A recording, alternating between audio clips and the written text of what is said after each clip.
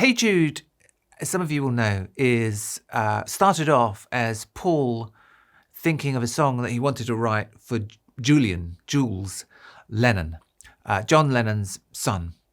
John had split up with Julian's mother, Cynthia. Paul drives down to see Cynthia, and as he drives, he's thinking, how can I comfort Julian? You know, his dad's left, he's probably feeling abandoned. So he starts singing this song to himself, Hey Jules. This is the seed of the song that becomes Hey Jude. Now, he changes the name later on, and then he develops it into a song, actually, which isn't about Jules, or isn't just about Jules, is about, at least in part, Paul and John. It's addressed to John, and it's addressed to himself. It comes at a moment when they are both falling in love with the women who will become the loves of their lives. So John is falling in love with Yoko Ono, and Paul's falling in love with Linda Eastman, who becomes Linda McCartney.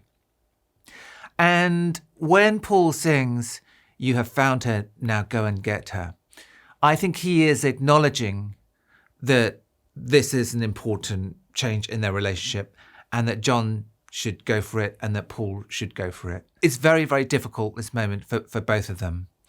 And I think Paul kind of converts all that complexity and all that kind of emotional difficulty into this beautiful song, which is really about saying, look, you know, when you're in love with someone, you've just got to go for it. One of the things I love about this song also is that when Paul played it to John, John absolutely loved it.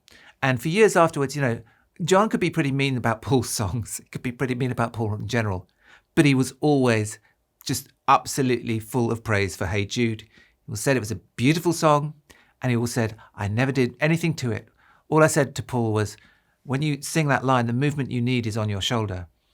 Because Paul said to him when he played it, he was like, oh, this doesn't mean anything. I'm just putting in those words.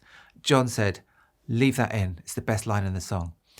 And it is an inexplicably moving line. And John was very proud of the fact that he'd said, Paul, leave that in. So I just think it's a really beautiful song and a beautiful story. John and Paul, A Love Story in Songs, is available now.